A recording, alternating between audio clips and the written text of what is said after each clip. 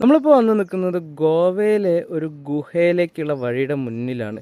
ഇതൊരു ബുദ്ധ ഗുഹയിലേക്കുള്ള വഴിയാണ്. ഗോവയിൽ ഗുഹകൾ ഉണ്ടെന്നുള്ള കാര്യം പലപ്പോഴും ഫോട്ടോസിലൊക്കെ കണ്ടിട്ടുണ്ട്. പലപ്പോഴും അത് കടലിൻ്റെയൊക്കെ അടുത്താണ്, അല്ലെങ്കിൽ കടലിൻ്റെ ഉള്ളിലാണ് ഗുഹ പലപ്പോഴും കണ്ടിട്ടുള്ളത്. ഇത് നോർത്ത് ഗോവയിൽ തിവിം റെയിൽവേ സ്റ്റേഷനിൽ നിന്ന് ഇറങ്ങിയിട്ട് നമ്മൾ കുറച്ച് ഉള്ളോട്ട് വരണം. ഇതേ കണ്ടാലറിയാം ഒരു ഗ്രാമീണ അന്തരീക്ഷമാണ്. ചിലപ്പോൾ വേണമെങ്കിൽ കാട് എന്ന് തന്നെ പറയാവുന്ന ഒരു തരത്തിലാണുള്ളത്. ഇവിടെ ഒന്നും ഒരു മനുഷ്യനുമില്ല. നമ്മളിതിലേ എക്സ്പ്ലോർ ചെയ്ത് പോകുന്നത് ഒരു ബുദ്ധിസ്റ്റ് കേവിലേക്കാണ്. ഈശ്വര, ഹിന്ദിയിൽ എന്തോ എഴുതി വെച്ചിട്ടുണ്ട്, ശ്രീ മഹാരുദ്ര ക്ഷേത്രം എന്നായിരിക്കും. എൻ്റെ ഹിന്ദി അത്ര പോരാ. ഇതിലേ ഇങ്ങനെ പോയി കഴിഞ്ഞാൽ ഇവിടെ ഒരു ബോർഡ് കണ്ടു. അപ്പോൾ കേവ്സ് എന്ന് എഴുതിയിട്ടുണ്ട്. ഭാഗ്യം. കേവ് എന്ന് ബോർഡ് കണ്ടതിൻ്റെ തൊട്ടടുത്ത് തന്നെ ഒരു സ്റ്റെപ്പ് കാണുന്നുണ്ട്. ആ സ്റ്റെപ്പിലൂടെ മുകളിലേക്ക് പോവാം. അതല്ലെങ്കിൽ നമുക്കിതാ ഒരു വഴി കാണുന്നുണ്ട്. ഞാൻ ധൈര്യത്തിന് ഡ്രൈവറേയും കൂടെ കൂട്ടിയിട്ടുണ്ട്. അപ്പോൾ പോയി നോക്കാം. അധികം ദൂരമില്ല. ഗൂഗിൾ മാപ്പിൽ തൊട്ടടുത്ത് നിന്നാണ് കണ്ടത്. നമ്മൾ കൃത്യമായ വഴിയിലൂടെയാണ് നടന്നു വന്നത്. ആർക്കും വഴി തെറ്റില്ല. ഇവിടെ നല്ല വലിയൊരു മരത്തിൻ്റെ മുന്നിൽ ആ കല്ല് കൊത്തിയെടുത്തുണ്ടാക്കിയാണ്. ഇന്നത് കൃത്യമായൊരു ശിവക്ഷേത്രമായിട്ട് തന്നെയാണ് പ്രവർത്തിച്ചുകൊണ്ടിരിക്കുന്നത്. ആ ഗുഹയുടെ ഉള്ളിൽ ഒരു ശിവലിംഗം, വലിയൊരു ശിവലിംഗമൊക്കെ കൊത്തിവെച്ചതുണ്ട്. അത് കൊത്തിവെച്ചതാവണമെന്നില്ല, പുറമേ നിന്ന് കൊണ്ടുവന്ന് വെച്ചാണ്. കാരണം അതിൻ്റെ കല്ലിൻ്റെ രൂപം ഇവിടെയുള്ള കല്ലുകളിൽ നിന്ന് കുറച്ച് വ്യത്യസ്തമായിട്ടുള്ളൊരു കരിങ്കല്ലാണ് ആ ശിവലിംഗത്തിൻ്റെ ബേസും ഒക്കെ കാണുന്നത്. എന്തായാലും കൃത്യം ചതുരാകൃതിയിലാണ് ഈ പ്രധാനപ്പെട്ട ഗർഭഗൃഹം എന്നുള്ള രീതിയിലൊക്കെ ഉള്ളത് ഉണ്ടാക്കി വെച്ചിട്ടുള്ളത്. നല്ല വീതിയുള്ള തൂണ് വെച്ചിട്ടാണ് ആ ഭാഗത്തിൻ്റെ നിലനിർത്തിയിട്ടുള്ളത്. 2 തൂണുകളാണ് കേട്ടോ അതിനുവേണ്ടി അവർ ഉപയോഗിച്ചിട്ടുള്ളത്. ഈ ഒരു ഗോമാതാവിൻ്റെ ശില്പം സത്യത്തിലൊരു ഓവുചാലാണ്. ഇതിൻ്റെ ഉള്ളിൽ നിന്ന് വെള്ളം ഒഴുകി ചാലിലേക്ക് പോകുന്നുണ്ട്. ഈ തറയിലുള്ള മഴവെള്ളമൊക്കെ പുറത്തേക്ക് പോകാനുള്ള സംവിധാനം അവരുണ്ടാക്കിയതാണ്. ദേ ഇങ്ങോട്ട് താഴേക്ക് വെള്ളം ഒഴുകി പോകുന്നുണ്ട്. ഞാനിങ്ങോട്ട് നോക്കിയ സമയത്ത് ഇവിടെ ഇനിയും ഗുഹകളുടെ സ്വാഭാവികമായിട്ടുണ്ടായുള്ള ഗുഹകളുടെ ഒരു സാധ്യത കാണുന്നുണ്ട്.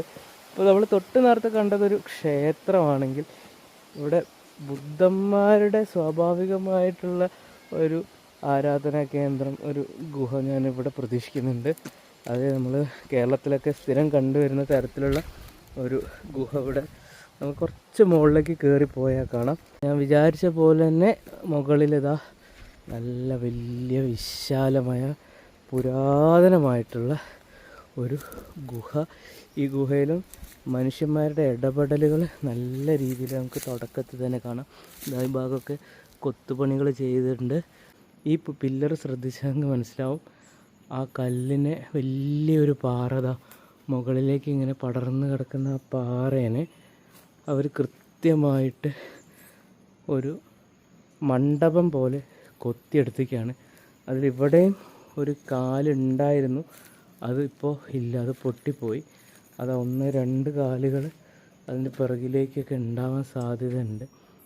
ഇതാ ഇങ്ങനെ താഴേക്കൊരു ഇറക്കമാണ്. അതിൻ്റെ മുന്നിൽ തന്നെ വലിയൊരു കല്ലുണ്ട്. അതൊരു പക്ഷേ ഇതിൻ്റെ ഈ മുകൾ വശത്ത് നിന്ന് അടർത്തിയെടുത്തതോ എന്തെങ്കിലുമൊക്കെ ആവാം. പണ്ട് കാലത്തെ ആൾക്കാർ എങ്ങനെയൊക്കെയാണ് പണിതിരുന്നതെന്ന് നമുക്കിവിടെ വന്നാൽ കാണാം കേട്ടോ. ആരും വരാത്തൊരു സ്ഥലമാണ്. അതിൻ്റെ വലതുവശത്ത് കാണുന്ന ഈ ചെറിയ കവാടത്തിലൂടെ കയറി കഴിഞ്ഞാൽ ആ ഗുഹയുടെ ഉള്ളിലൂടെ ഇങ്ങനെ തിരിച്ചിതിലെ ഇറങ്ങി വരാൻ പറ്റും. ഒരുപാട് ആൾക്കാരെ ഒരുമിച്ച് താമസിപ്പിക്കാൻ പാകത്തിനുള്ള സൗകര്യങ്ങളാണ് ഈ ഗുഹയിലുള്ളത്. ഇങ്ങനെ പൊട്ടി നിൽക്കുന്ന കാണുമ്പോൾ ഒരു പേടിയുണ്ട്. പക്ഷേ ഗുഹകൾക്ക് അതിൻ്റേതായൊരു ശക്തിയും ഒരു നിലനിൽപ്പുമുണ്ട്. ഒരു കാലിവിടെ ഇപ്പോഴും ഒരു പരിക്കുമില്ലാതെ നിലനിൽക്കുന്നുണ്ട്. നമുക്ക് ഇതിൻ്റെ ഉള്ളിലേക്കൊക്കെ കയറാൻ പറ്റുമെന്നാണ് തോന്നുന്നത്. ഒരു 3 മണി സമയത്താണ് ഞാൻ വന്നിട്ടുള്ളത്. ഡിസംബർ മാസമാണ്. വലിയ കുഴപ്പമില്ലാത്തൊരു കാലാവസ്ഥയാണ്. മരിച്ചീറുകൾ നന്നായിട്ടുണ്ട്. അതിൻ്റെ ശബ്ദം കേൾക്കാം. ഞാൻ വരുന്ന സമയത്ത് തന്നെ എല്ലാവരും കൂടി പറന്ന് തുടങ്ങിയിട്ടുണ്ട്. ഇവിടെ ഇപ്പം എന്തായാലും ഉപയോഗമൊന്നുമില്ല, ആരും ആരാധനയൊന്നും നടത്തുന്നില്ല. ആ കല്ലിൻ്റെയൊക്കെ അടരുകൾ കാണാം. നരിച്ചീറുകൾ മൊത്തം കാഷ്ടിച്ച് വെച്ചിരിക്കുകയാണ്. ഇവിടെ ആകെ ഒരു സ്മെല്ലുണ്ട്. നമ്മൾ സ്ഥിരം അനുഭവിക്കുന്നതാണ്, ഏത് ഗുഹയിൽ പോകുന്ന സമയത്തും ഉണ്ടാവും. പക്ഷേ ഗോവയിൽ വന്നിട്ട് ഇതേപോലൊരു ഗുഹ കാണാമെന്ന് പറഞ്ഞു കഴിഞ്ഞാൽ അത് വെറൈറ്റി തന്നെയാണ്. ഇതിൻ്റെ ഉള്ളിലേക്ക് നടന്നു പോകാനുള്ള വിശാലമായ വഴി കാണാം. പിന്നെ മുകൾ വശത്തൊക്കെ നോക്കുന്ന സമയത്ത് പണ്ട് നടത്തിയിട്ടുള്ള കൊത്തുപണികളും അതിൻ്റെ മേൽക്കൂരയുടെ ഒരു ഭാഗത്ത് അതേപോലെ മിനുസപ്പെടുത്തിയതായിട്ടൊക്കെ കാണാം. പക്ഷെ അതിൻ്റെ ഒരു വശം ദാ ഇവിടെ അടർന്നു പോയിട്ടുണ്ട്. ആ അടർന്നു പോയതിൻ്റെ ഉള്ളിലാണ് നരിച്ചീറുകളിങ്ങനെ കൂട് കൂട്ടിയിട്ടുള്ളത്. അപ്പോൾ അവിടെയൊക്കെ നമ്മൾ വെളിച്ചം ഇങ്ങനെ അടിക്കുമ്പോൾ അവർ പറന്ന് പോവുകയാണ്. പല തട്ടുകളായിട്ടാണ് ഇപ്പോൾ ഈ ഗുഹ കാണപ്പെടുന്നത്. നമ്മൾ മുകളിൽ നിന്നിങ്ങനെ താഴേക്ക് നോക്കുന്ന സമയത്ത് കയറി വന്ന വശം അവിടെയുണ്ട്. ആ കൽത്തൂണ്, ശരിക്കും ഇത് തൂണല്ല, ആ പാറയുടെ ഒരു ഭാഗത്തിനെ ഒരു ചതുരാകൃതിയിൽ അവിടെ നിലനിർത്തിയാണ്. അത് കഴിഞ്ഞത് ആ ഉള്ളിലേക്ക് ഇങ്ങനെ ഒന്ന് കടന്ന് നോക്കാം.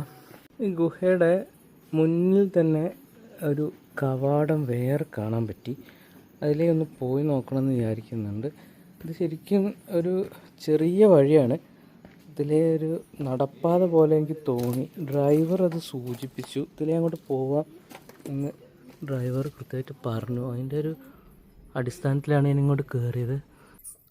പതുക്കെ ഇങ്ങനെ കയറി നോക്കുകയാണ്.